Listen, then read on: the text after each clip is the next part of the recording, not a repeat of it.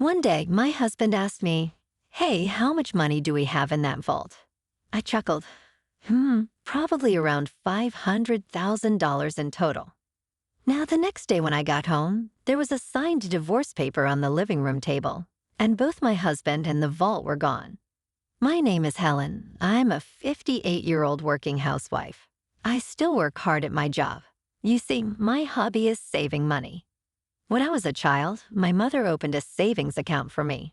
She told me that depositing money in the bank made the numbers in my passbook grow, and I found that very enjoyable.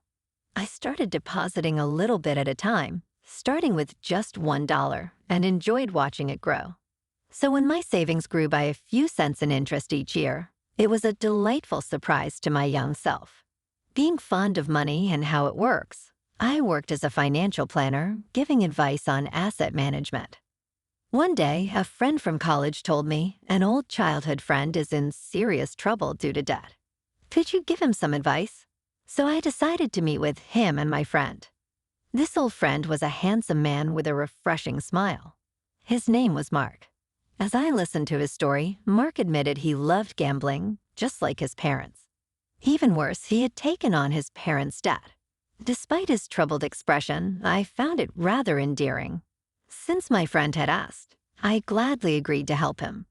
Looking back now, perhaps I had a bit of a crush on him, but I never imagined that this would lead to a series of troublesome events. Anyway, I advised Mark to consolidate his debts and reduce his monthly payments so he could manage his life somehow. Not long after, Mark and I started dating. My friend opposed it, saying, I wouldn't recommend being with him, but we went ahead and got married. I thought that getting married would help us face Mark's debt together. My income is pretty good for my age group. Therefore, most of Mark's income went towards his debt. I made sure he cut ties with his parents to prevent the debt from increasing further, and I gave Mark a monthly allowance of $500. When Mark decided to cut ties, his mother yelled, "Ungrateful child. I wish I'd never given birth to you." His father also said, "Where's that thieving cat? I can't rest until I give her a piece of my mind. You don't belong to us." My husband, Mark, being exhausted from having to deal with my in-laws' debts all this time, finally told them, "Enough is enough. I'm not your ATM. I'm trying my best here," and came back to me. He finally felt relieved to be freed from my in-laws who constantly brought up their debts. Soon after, we had a son. Our son, Kevin, is handsome, just like Mark. He's my pride and joy. Kevin seemed to pick up on his father's lack of discipline and indecisiveness. Just as our son had noticed Mark's carefree character didn't change, borrowing money from predatory lenders, dealing with loan sharks, tricking friends into lending him money to gamble it away. We went through a lot, but I managed to keep Mark in line. As 23 years went by, and recently, we finally got down Mark's debt to about $10,000. We're almost at full repayment. At that moment, Mark received a call from his parents. "Please help us. Your father has collapsed. We're at the hospital now. Can you come?" "What? Which hospital? What's his condition?" Mark left work early and came to the hospital. Then he messaged me, "Helen, he collapsed. Out at the hospital now. I am sorry. I broke our promise and went to see my parents. I'm really sorry." "What? Your dad collapsed. So how is he now?" "He had a minor stroke. His life isn't in danger, but he shouldn't overexert himself.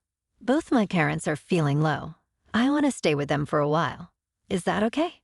"Of course, honey. Go and comfort them. Should I come too?" No, One day, Mark asked me, "Hey, how much money do we have in that bank account?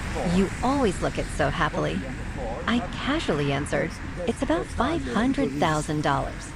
The next morning, I found a filled-out divorce form in the living room, and both Mark and the safe were gone. As I had breakfast, I couldn't help but smile, knowing Mark had been eyeing the money in the vault. He had even planned to take the entire vault. Imagining him carrying the whole thing almost made me burst out laughing. We have a black cat named Luna, and we've installed a pet camera to watch her adorable antics. Luna's moments are the healing moments of my day, and I often watch the camera during my lunch breaks. One day, as I switched on the camera, an unbelievable scene unfolded in our living room. On a weekday, my in-laws and Mark were having a conversation, flattering Mark about his nice house and good salary. Mark mentioned the allowance I gave him, and they responded, encouraging him to live independently, stating that I was exploiting him. Mark seemed to have forgotten the efforts I made to pay off his debt and questioned why he only received a $500 allowance. My in-laws lit up at the mention of my savings, manipulating Mark into thinking he deserved more. Despite reducing his debt to $10,000 from nearly $200,000, Mark was easily swayed by his parents. Witnessing this scene, I sat at my desk at work, tears streaming down my face as I held my phone. Despite explaining our financial arrangement, Mark seemed to have completely forgotten the sacrifices I made over the past 23 years. I had been putting aside my living expenses from Mark's income, mostly paying off the debt, and providing him with a $500 allowance from my own savings. Seeing my hard-earned savings about to be touched by his parents felt pathetic. At that moment, my heart ached as if I were drowning in my own sadness and pity. On the verge of breaking, I recorded the conversation and sent the data to my son. Leaving work early due to sickness, I confided in a bartender who comforted me, saying there was no need to live for someone who treated me poorly. His words marked a turning point. Returning home, I entered my study and contemplated how to retrieve the bank book from the vault. Despite the difficulty, I vowed to show them hell. Gathering evidence became crucial, and as I monitored the pet camera, the ugly truth surfaced. Husband was having an affair, bringing a woman home during work hours. Luna, our cat, was scared. They had betrayed me. Determined to expose them, I activated the pet camera during work. This time, my in-laws were at our house, discussing their plan to take the bank book from me.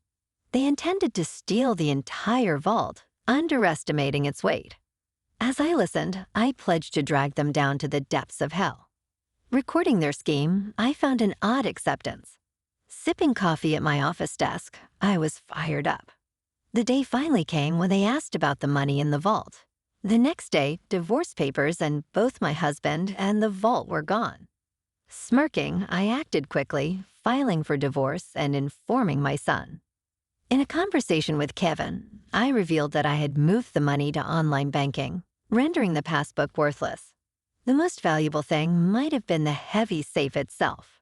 I had already filed for divorce and was considering reporting the incident to the police and hiring a lawyer.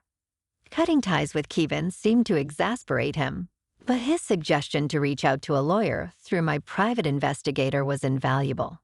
I handed over the recordings to the police and the lawyer, patiently awaiting the outcome.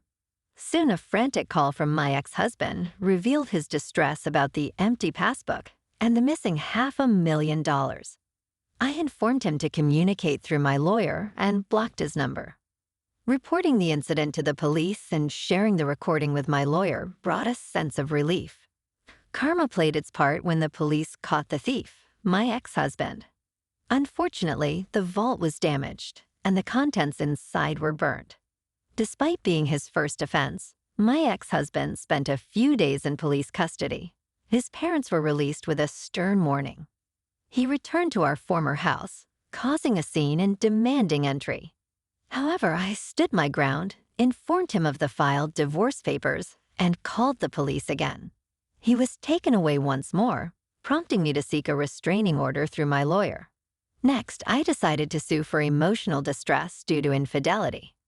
Despite their financial struggles, my ex-husband's mistress promptly transferred $10,000 in alimony and disappeared.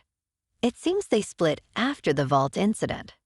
My ex-husband, now working 3 part-time jobs, pleaded with my lawyer to reduce the alimony, citing financial difficulties.